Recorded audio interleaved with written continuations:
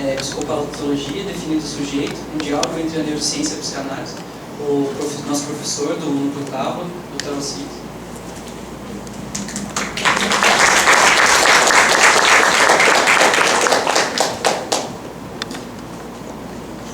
Bom, boa tarde. Tudo bem? Há uns dias atrás, quando uma palestra no Tábua, eu usei uma metáfora que eu vou repetir aqui. Eu achei interessante. Teve um ex-cirurgião, nós estamos na neurociência, psicanálise. Quando o neurocirurgião vai operar, para ele chegar antes do cérebro, ele tem uma tarefa. Normalmente são 2 neurocirurgiões que operam. Um para chegar ao cérebro, que tem que abrir o quê? Ossos, músculos, porque é uma tarefa rude. Depois, o que abre não mexe no cérebro. E sua mão fica tão pesada, está abrindo alguma coisa tão dura, é tão duro chegar ao cérebro, que ele não pode mexer lá dentro. Lá dentro é alguém que tem que ficar com a mão delicada. Então eu vou abrir os ossos e deixar para vocês o cérebro. Bom, eu quero convidar, o professor Estevam Malta Oliveira, que vai falar sobre abordagens biológicas, fenomenológicas e antropológicas da esquizofrenia, segundo uma perspectiva multinível. O currículo do Dr. Stefan é doutorado em Saúde Coletiva do Instituto de Medicina Social da UERJ, possui graduação em Medicina pela Universidade Federal de Juiz de Fora, residência médica em Psiquiatria pelo Instituto Felipe Pinel e mestrado em Psicologia Clínica pela PUC do Rio de Janeiro. Atualmente, sua linha de pesquisa analisa as abordagens biológicas e humanitárias na psiquiatria contemporânea, segundo uma perspectiva multinível e pragmatista. O segundo palestrante é bastante conhecido de nós, o professor Guilherme Greff, que vai falar sobre ansiedade e pânico segundo uma perspectiva evolutiva. O professor é professor titular aposentado da Universidade de São Paulo, possui graduação em Medicina pela Universidade de São Paulo em Rio Preto e doutorado em Farmacologia pela mesma universidade. No exterior, realizou seu pós-doutorado na Universidade de Harvard e foi professor visitante da Universidade de Oxford. Tem experiência na área de farmacologia, com ênfase em neuropsicofarmacologia, atuando principalmente nos seguintes temas: ansiedade, serotonina, matérias interperiodictal e modelos experimentais de ansiedade, e a partir do ano 2000 pesquisa principalmente sobre neurobiologia do transtorno de pânico. O show é de vocês.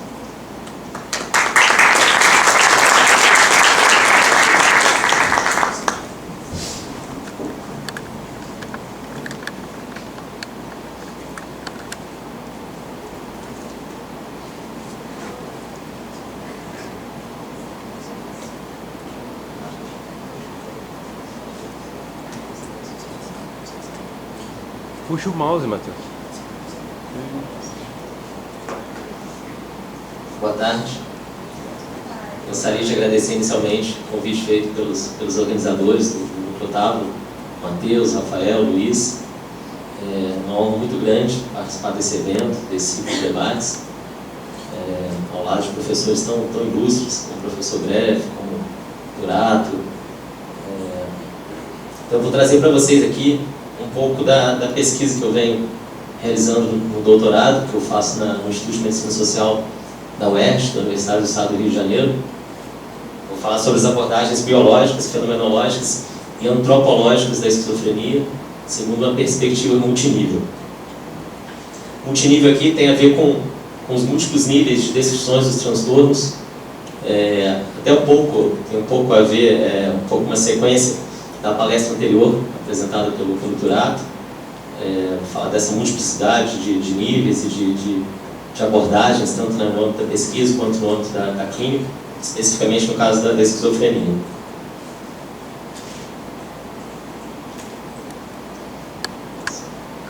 Então, os objetivos da pesquisa consistem em defender que a psiquiatria, de uma maneira geral, deve se fundamentar por uma perspectiva multinível, que corresponde, como eu falei, aos múltiplos níveis de descrições dos transtornos mentais, e que essa perspectiva deve orientar ações com relação à elaboração de políticas públicas de saúde mental, a dimensão político-social da pesquisa.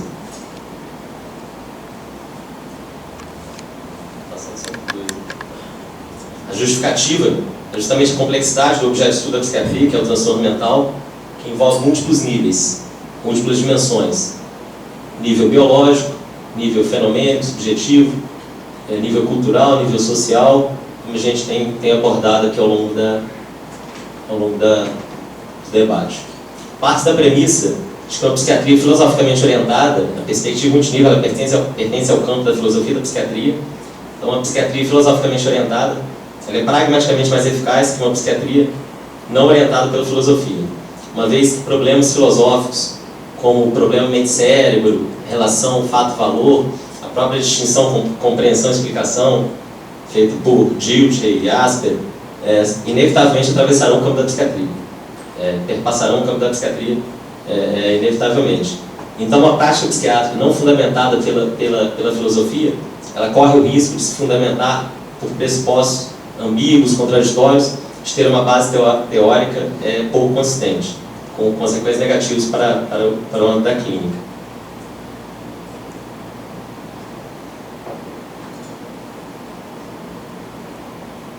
A metodologia, na verdade, é um trabalho de revisão de literatura, onde eu busco realizar a seleção das principais correntes contemporâneas, as pesquisas mais recentes dentro de cada abordagem, das abordagens biológicas, fenomenológicas e antropológicas. A comprovação, então, dessa hipótese central vai se dar não por uma comprovação empírica, mas pela coerência interna das argumentações, buscando descrições próximas à experiência, que tenham validação intersubjetiva, e pela eficácia pragmática das argumentações, principalmente no âmbito da clínica. O método é o estudo de caso, um estudo de caso único, com a categoria esquizofrenia. Por que eu escolhi a esquizofrenia para fazer esse estudo de caso? Por se tratar de um transtorno complexo, ser uma categoria, uma das categorias mais estáveis do campo da psiquiatria, cujas definições se mantêm inalteradas praticamente ao longo de mais de um século. É uma categoria que se confunde aí com a noção de loucura e com o próprio surgimento da psiquiatria, no final do século XVIII. Kraepelin, quando ele elabora o conceito de demência precoce, ele associa as noções anteriores de catatonia, befrenia e paranoia, para constituir o conceito de demência precoce. Depois Bloyer vai elaborar o conceito de esquizofrenia, em 1908. Além disso, a esquizofrenia tem uma que a gente chama de taxa de hereditabilidade e herdabilidade, que é a variação fenotípica que pode ser atribuída ao genótipo, cerca de 80%, ou seja, tem um peso genético considerável na gênese do transtorno. Então, se a perspectiva multinível, como vamos mostrar mais adiante, se ela se aplica à esquizofrenia, a gente pode, talvez, generalizar essa perspectiva para outros transtornos psiquiátricos que também são marcados pela complexidade e que tenham, talvez, um peso genético menor, uma maior participação de fatores etiológicos ambientais até. Além disso, a prevalência do transtorno, do fenômeno que nós designamos por esquizofrenia, gira em torno de 1% em todas as culturas. Então, o estudo de caso ele consiste na apresentação das abordagens biológicas, fenomenológicas e antropológicas da esquizofrenia na contemporaneidade. Então, são pesquisas recentes nesses campos. De acordo aí com os múltiplos níveis do transtorno, respectivamente, o nível biológico, nível fenomênico subjetivo, abordado pela fenomenologia, e o nível cultural, abordado pelas abordagens antropológicas.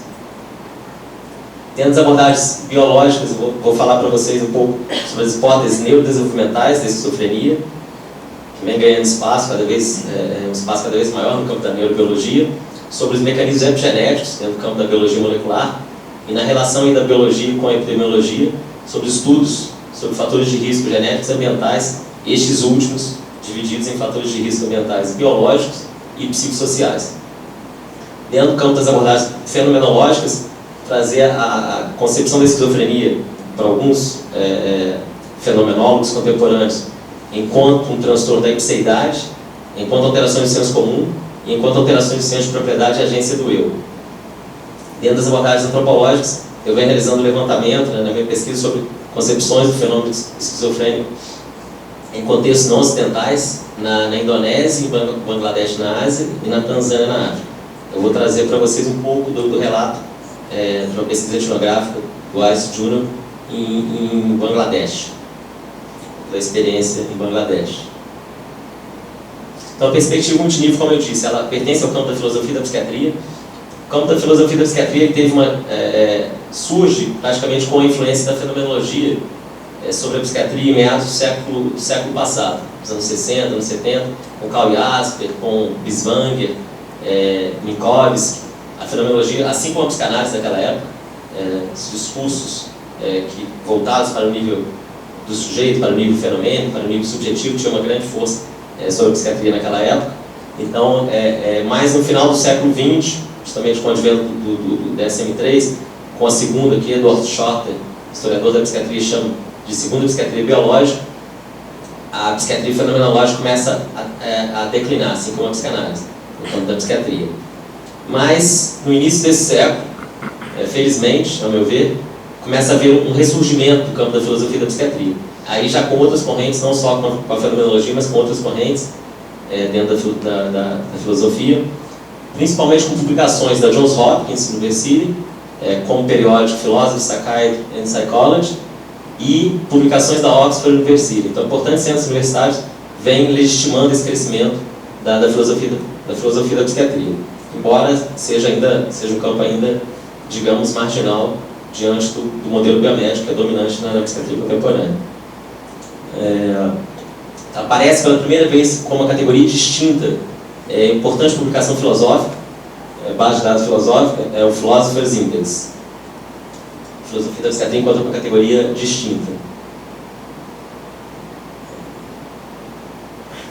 Apresenta um contraponto ao modelo biomédico, a paradigma biomédico é vigente na psiquiatria contemporânea, dominante na psiquiatria contemporânea, principalmente se torna vigente, como eu disse, com o surgimento da segunda psiquiatria biológica. E vários fatores internos ao campo da psiquiatria, como o DSM-3 em 1980, como o crescimento das neurociências, da psicofarmacologia, além de fatores sociopolítico-econômicos, contribuem para que a biomedicina se tornasse hegemônica na psiquiatria contemporânea, fundamentada por um reducionismo biológico. A perspectiva multinível, então, como eu disse, mais uma vez, corresponde a múltiplos níveis de descrições, de acordo com os múltiplos níveis dos transtornos, e a múltiplas descrições para cada nível. Uma descrição será mais ou menos eficaz dependendo do contexto do propósito, aí já é um viés do pragmatismo. Ela inspira-se no modelo multinível, eu aproprio o modelo multinível para construir a noção de perspectiva multinível. Esse modelo multinível ele foi apresentado por importantes pesquisadores do campo da filosofia da psiquiatria. É uma publicação da Johns Hopkins, Philosophical Histories in Psychiatry, em 2008. Recente. O modelo multinível ele se relaciona à etiologia dos transtornos mentais, a relação entre as micro e as macrovariáveis na gênese dos transtornos. Já a perspectiva multinível, ela se aplica não só ao plano da explicação, como no caso do modelo multinível, mas ao plano da compreensão, da descrição dos transtornos, ao plano da investigação metodológica e ao plano das intervenções no âmbito da clínica.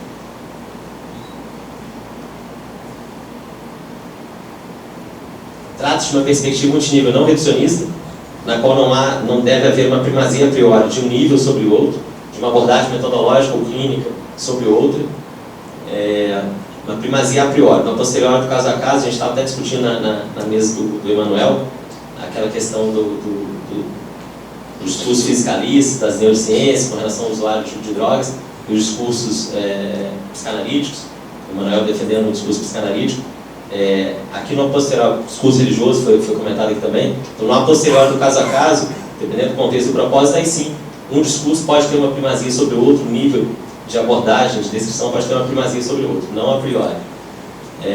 A perspectiva multinível orienta-se pelo pensamento pós-moderno, pensamento realismo crítico, pensamento moderno, modernidade. Segundo o pensamento pós-moderno, há uma impossibilidade de obter um acesso privilegiado ao real, uma vez que não há uma correspondência exata entre linguagem e realidade, entre representação e mundo. Além disso, a linguagem é utilizada muito mais para agir sobre o real, para construir o real, que propriamente para descrevê-lo, embora também o faça.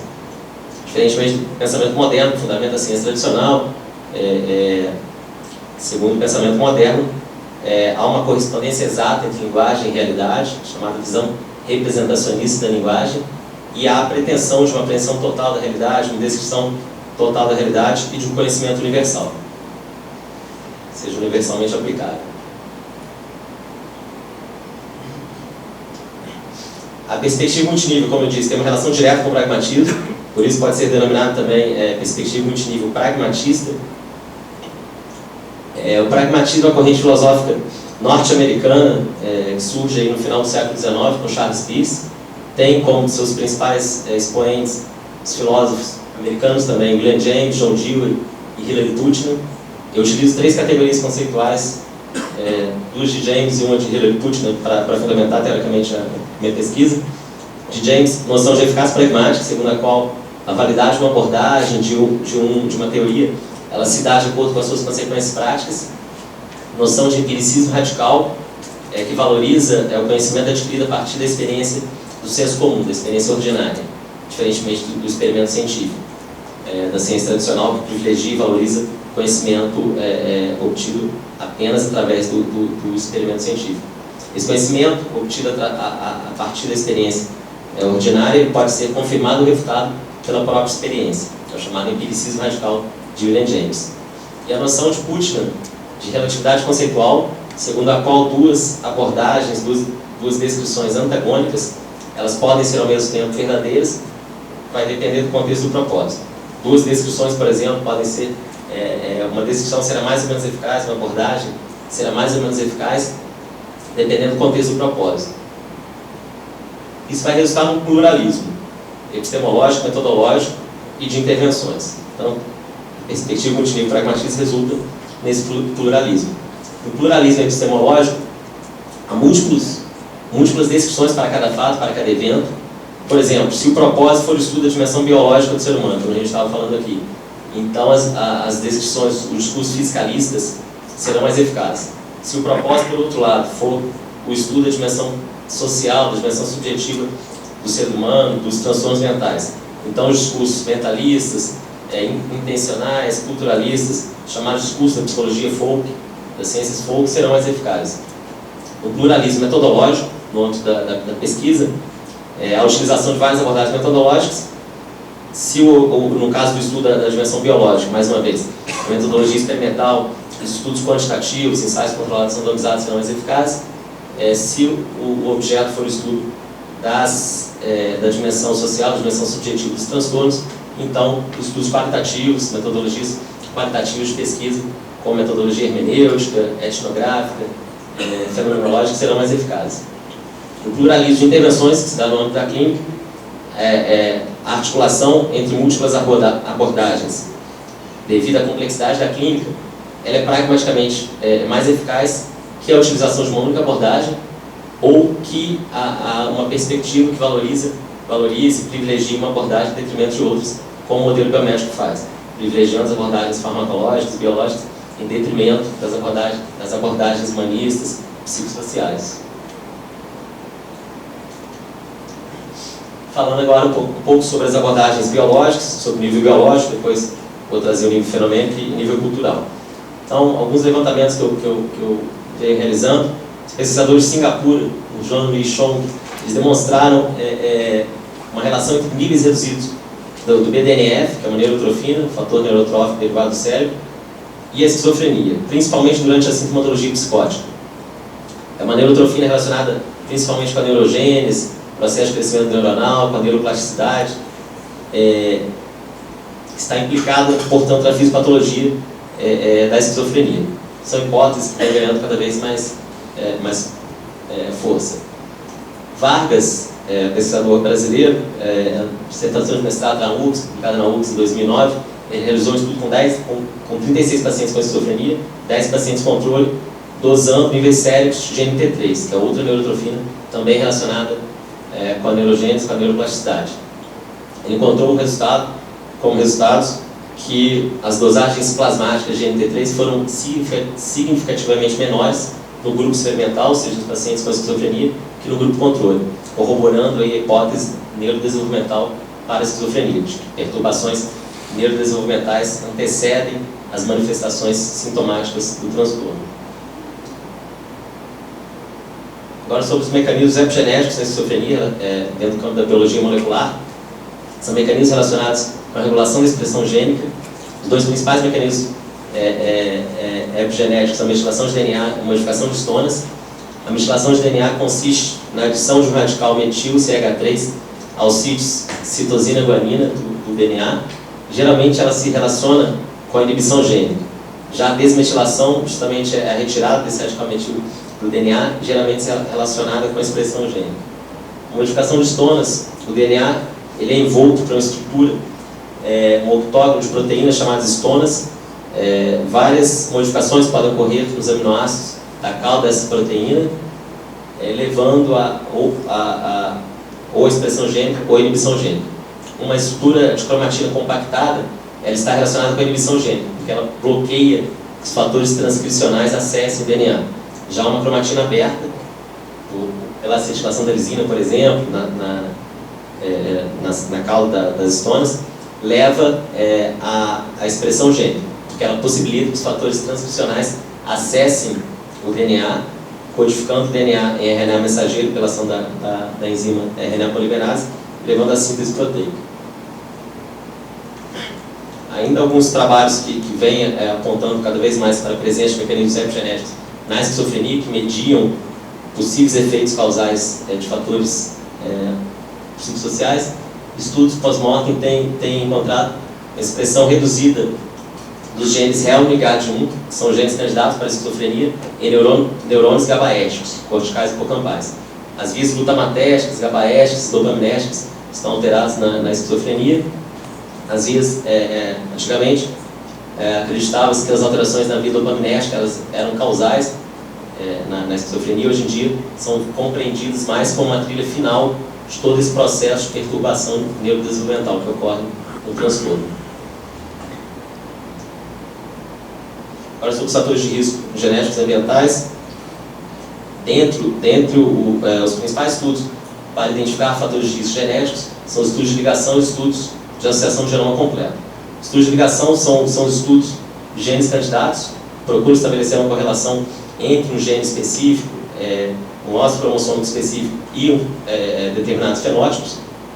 Mais de 100 genes já foram relacionados com a esquizofrenia, relacionados como genes candidatos para a esquizofrenia, como o gene da CONT, da catecol ortometiltransferase, uma enzima responsável pela degradação das catecolaminas, da dopamina, da noradrenalina, da adrenalina. Os estudos de associação de genoma completo, eles são mais apropriados para transtornos complexos, como é o caso da esquizofrenia, são realizados com amostras grandes, avaliam praticamente todo o genoma, a maioria dos genes e boa parte das regiões intergênicas, procurando identificar variantes genômicas, mutações genômicas, como as SNPs e as CNVs. Nietzsche, pesquisador da Carolina do Norte, realizou uma revisão de estudos de associação de genoma completo para a esquizofrenia, verificou que as SNPs, os polimorfismos de nucleotídeos únicos, foram menos relevantes para a esquizofrenia que algumas CNVs, algumas deleções cromossômicas. Dentre os fatores de risco ambientais, biológicos, algumas pesquisas apontam para a relação entre o uso de cannabis, de maconha na adolescência e o aparecimento tardio de sintomas psicóticos, de quadros psicóticos. São estudos ainda questionáveis, controversos. Também há estudos que enfocam sobre a relação inversa, sobre a sintomatologia psicótica e o uso posterior de cannabis como automedicação. Se deve provavelmente a relação entre o uso de cannabis na adolescência e o aparecimento tardio de sintomas psicóticos são uma predisposição genética, uma susceptibilidade individual do indivíduo. Dentre os fatores de risco ambientais e psicossociais,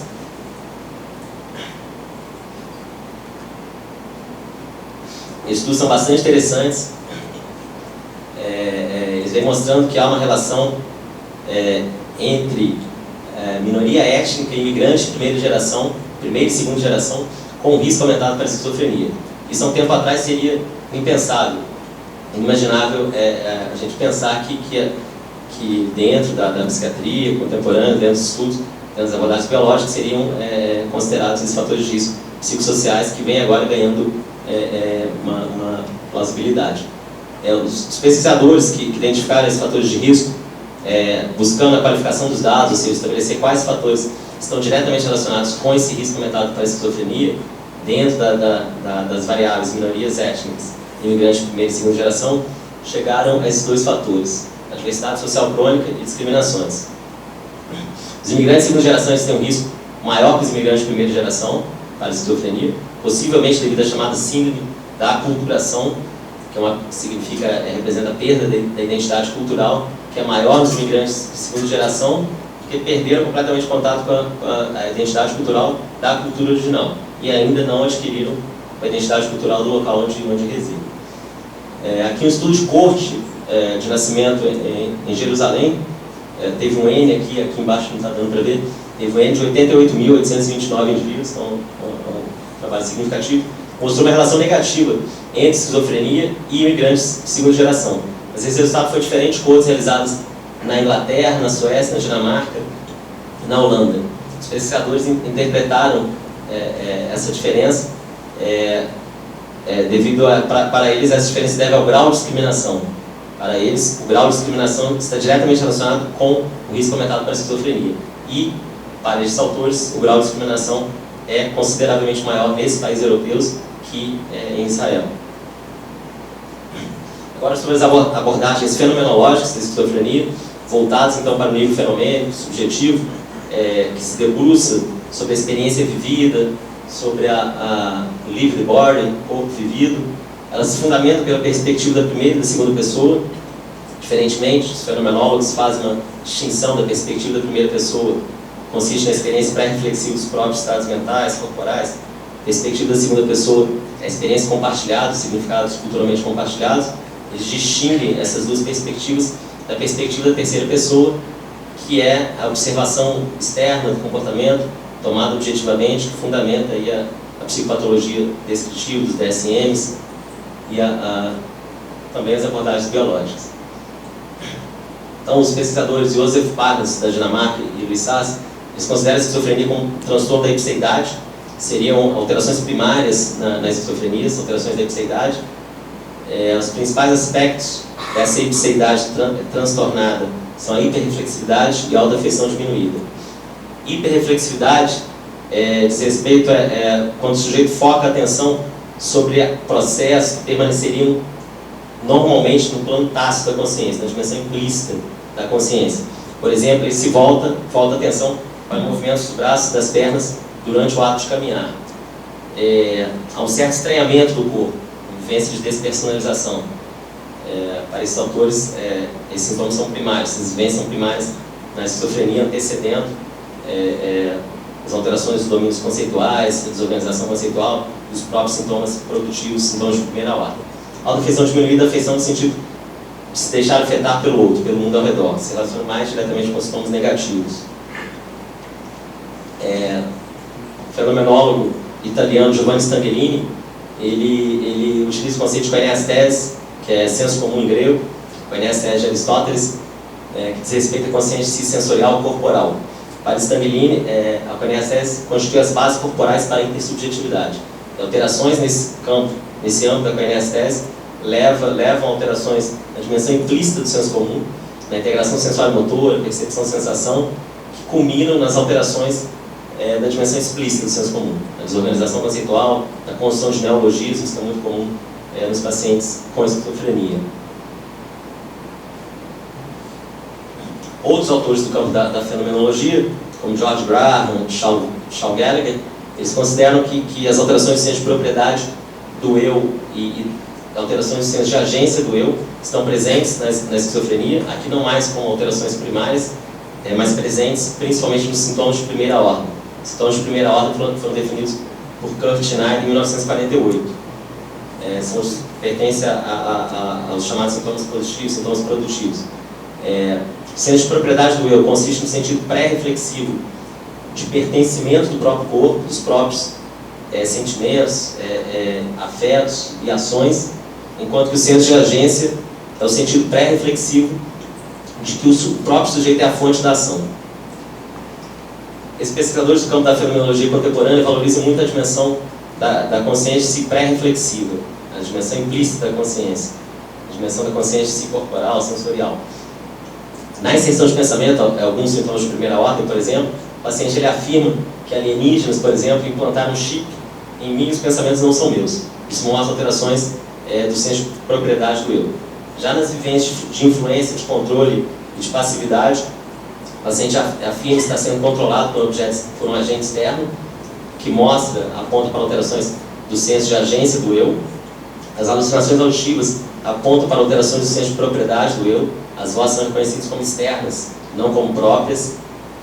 No caso das vozes de comando, também há alterações do senso de agência do eu. Então, em boa parte desses sintomas de primeira ordem, há uma combinação dos dois fenômenos psicopatológicos, as alterações do senso de agência e propriedade do eu. Agora, as abordagens antropológicas da esquizofrenia são realizadas através da metodologia etnográfica, que valoriza os relatos em primeira pessoa. Então, como eu disse, vem realizando um levantamento sobre diferentes concepções do fenômeno esquizofrênico em contextos não ocidentais. É importante salientar que diferentes atribuições de sentido sobre o mesmo fenômeno constroem diferentes realidades, partindo da premissa de que a realidade se constrói a partir das narrativas. Então, vou trazer, como eu disse, um pouco do relato etnográfico, da pesquisa etnográfica realizada por Wise Tunnel em Bangladesh. A loucura em Bangladesh é uma concepção mais geral, não a esquizofrenia, mas a concepção não trabalho com essa categoria específica de esquizofrenia, mas sim com uma noção mais geral de loucura. Significa pagalame. O pagal ele é o responsável pela sua própria condição, pela violação de um tabu, por exemplo. A loucura ela também pode ser atribuída a agentes externos, como o que eles chamam de upari, que é algo que vem de cima, ou malgan, que é um espírito selvagem. Os curadores tradicionais tentam tratar o problema através do uso mágico de passagens do Alcorão. É um contexto de tradição islâmica, de uma minoria hindu. A medicação nesse caso, o tratamento médico psiquiátrico nesse caso não é considerado. Práticas feitas por exorcistas também são realizadas. Há uma distinção entre a loucura endógena e a loucura divina, em Bangladesh. Nos casos em que as práticas espirituais falham, o exorcismo falha, aí sim o tratamento médico psiquiátrico passa a ser considerado. A loucura é considerada endógena e o tratamento médico psiquiátrico, aí sim, ele é considerado. Então aqui em Bangladesh há uma primazia do discurso espiritualista, animista, sobre o discurso médico psiquiátrico, diferentemente do que ocorre no nosso contexto. Trata-se de uma sociedade, portanto, não secularizada, onde o discurso religioso, animista, ainda é central na sociedade, diferentemente da nossa cultura, que é uma cultura marcada pela secularização, onde as instituições religiosas, o discurso religioso, espiritualista, deixou de ser central, e o discurso técnico, científico, médico, inclusive, se tornou central, ocupou esse lugar. Agora, para concluir, alguns resultados preliminares da pesquisa, as implicações das abordagens biológicas para a nosologia e para a clínica. Para a nosologia, a gente pode pensar aí em uma divisão, em divisões futuras da categoria esquizofrenia em diversos subtipos de acordo com o genótipo, uma vez que há múltiplos genótipos relacionados com o fenótipo que caracteriza a esquizofrenia. Embora haja uma heterogeneidade fenotípica na esquizofrenia, que caracteriza o quadro clínico da esquizofrenia, a multiplicidade de genótipos ela é ainda maior que a heterogeneidade dos fenótipos. Então há uma possibilidade de uma construção futura de uma nova categoria, novas categorias que venham a substituir a esquizofrenia. Tem o projeto do Instituto Nacional de Saúde Mental dos Estados Unidos, da NIMH, de criar um modelo nosológico alternativo ao DSM, que se baseia no nível genotípico, no nível genético. Tem implicações para a clínica, medicamentos em pesquisa que atuem sobre mecanismos epigenéticos. O ácido valproico vem sendo apontado aí como uma droga que provavelmente atua sobre os processos de metilação de DNA. Drogas que atuem sobre processos de neurodesenvolvimento. O lítio, alguns estabilizadores de humor como lítio e ácido valproico também vêm sendo apontados como importantes drogas neuroprotetoras. Além, no campo da prevenção primária, estabelecimento de políticas de combate às discriminações, às adversidades sociais, além de políticas de inclusão de minorias. As implicações das abordagens fenomenológicas e antropológicas também para a nosologia e para a clínica. Para a nosologia, a fenomenologia é a fenomenologia que contribui para o refinamento dos critérios diagnósticos, ao valorizar os dados, os relatos em primeira pessoa, ao valorizar a dimensão da subjetividade.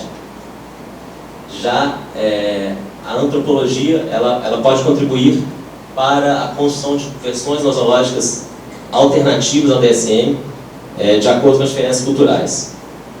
Aplicações para a clínica, ambas as abordagens valorizam a dimensão da narrativa, as significações e ressignificações das próprias experiências como tendo um importante papel terapêutico e de transformação. E a antropologia, as abordagens antropológicas, podem contribuir também para a valorização e reconhecimento de modelos terapêuticos alternativos, como as curas tradicionais, rituais tradicionais alternativos aos modelos terapêuticos ocidentais, e sendo igualmente legitimados, partindo da ideia de que não há um conhecimento privilegiado do real, um acesso privilegiado ao real. Então, ambos os modelos terapêuticos, de acordo com as diferenças culturais, devem, nessa perspectiva da antropologia, serem igualmente legitimados. Então, para terminar, tem um projetor ali. A perspectiva multinível, ela a partir da categoria de estudo de caso para a categoria esquizofrenia, ela pode ser generalizada para a maioria dos transtornos psiquiátricos, uma vez que esses transtornos também são caracterizados pela complexidade, pela complexa articulação entre fatores genéticos pertencentes ao micronível, entre fatores ambientais pertencentes ao macronível. A gente foi falado aqui dos transtornos relacionados ao uso de substâncias psicoativas, os múltiplos níveis de descrições, nível de descrições das neurociências, o nível de descrição psicanalítico. Além disso, a perspectiva multinível pragmatista, ela pode orientar ações no âmbito político-social com relação à elaboração de políticas públicas de saúde mental no plano nacional, pelo Ministério da Saúde, por exemplo, no plano internacional, orientar ações de movimentos, organizações não governamentais, como o Global Mental Health, que é o Movimento Internacional para a Saúde Mental, que vem servindo aí como guia para a psiquiatria nesse ano mundial. Pode orientar ações da OMS, os principais projetos da OMS para a saúde mental, propondo uma reflexão crítica com relação à globalização e universalização de modelos nosológicos, classificatórios e modelos terapêuticos ocidentais. Como se uma reflexão crítica à pretensão de se aplicar universalmente esses modelos classificatórios terapêuticos, principalmente em contextos não ocidentais. Então era isso, um pouco que eu tinha para trazer para vocês. Muito obrigado.